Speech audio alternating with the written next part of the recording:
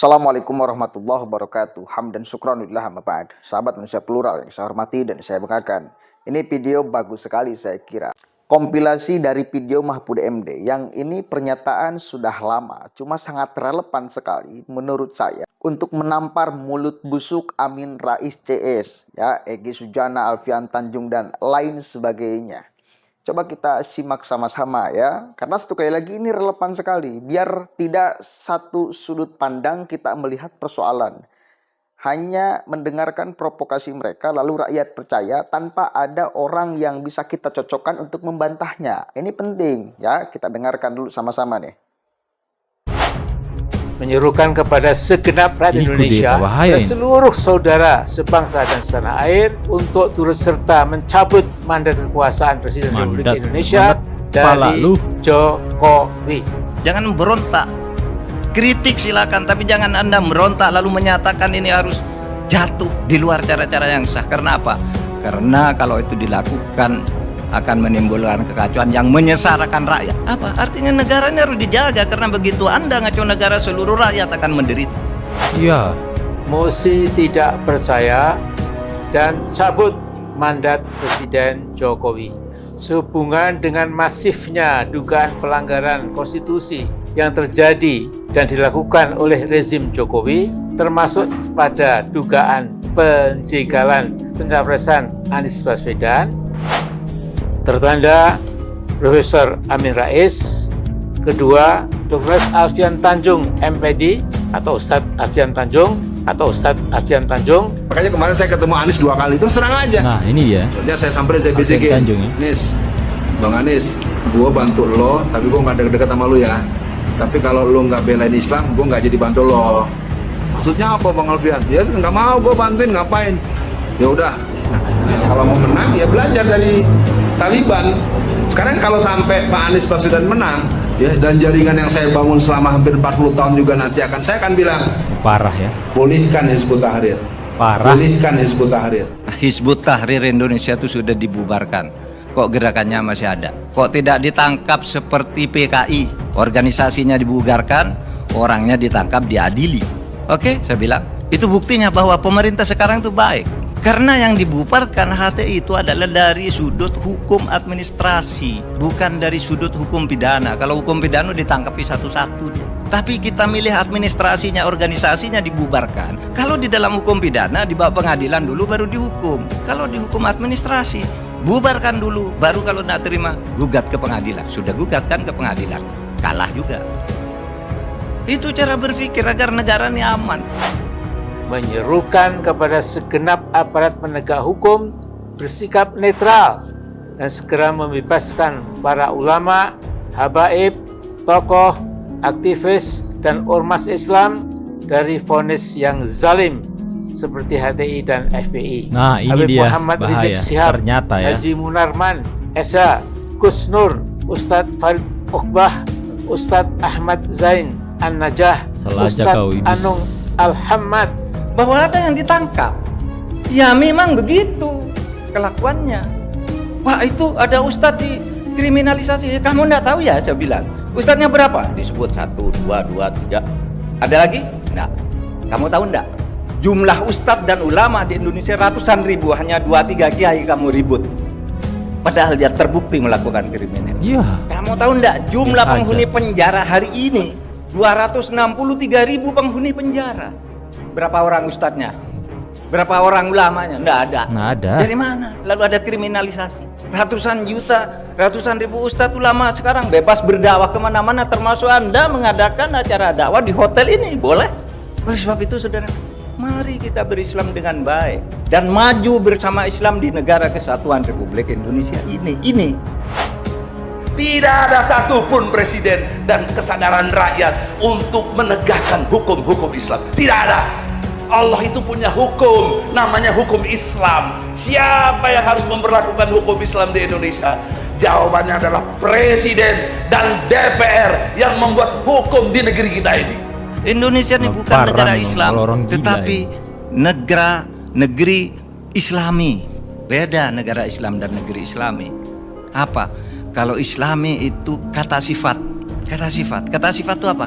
Tidak usah bernama Islam tapi perilakunya Islami.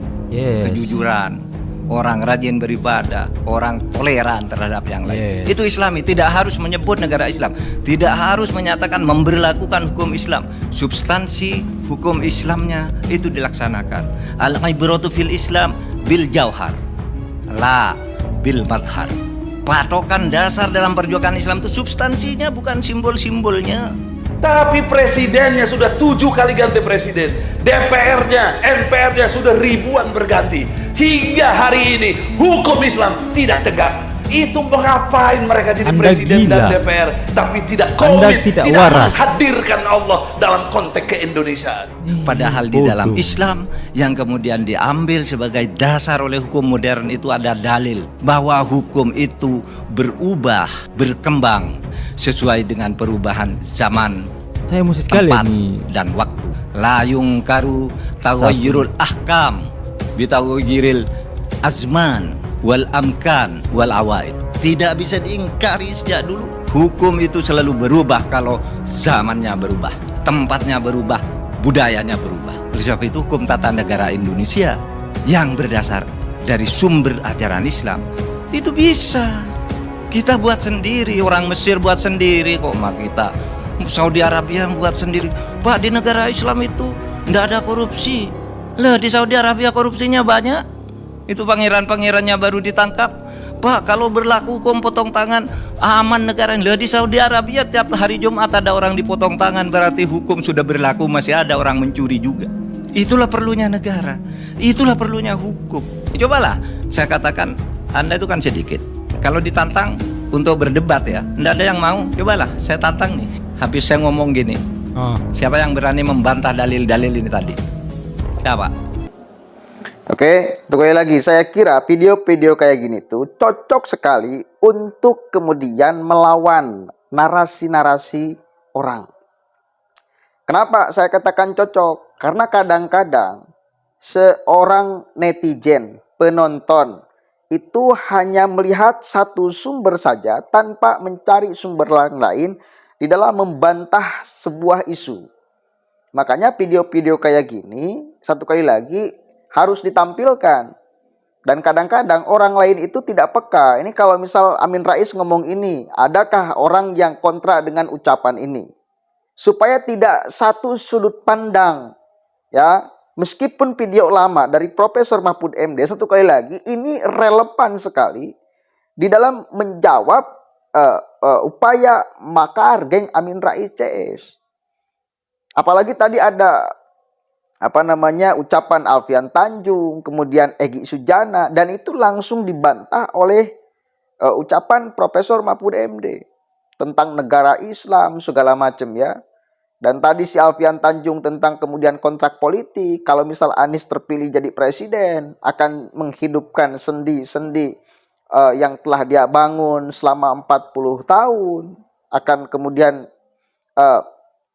menyuruh untuk HTI dihidupkan lagi segala macam. Ya, ini satu kali lagi penting sekali. Sebarkan yang kayak gini tuh. Biar paham masyarakat. Karena strategi mereka salah satunya adalah lewat media sosial. Mereka berupaya untuk menanamkan doktrin mereka lewat media sosial. Dan ketika mereka menyebarkan satu video lalu ditonton misal oleh 1000 orang. Nah, yang 1000 orang ini itu tidak bisa melihat bantahan dari yang lain, hanya satu sudut pandang aja.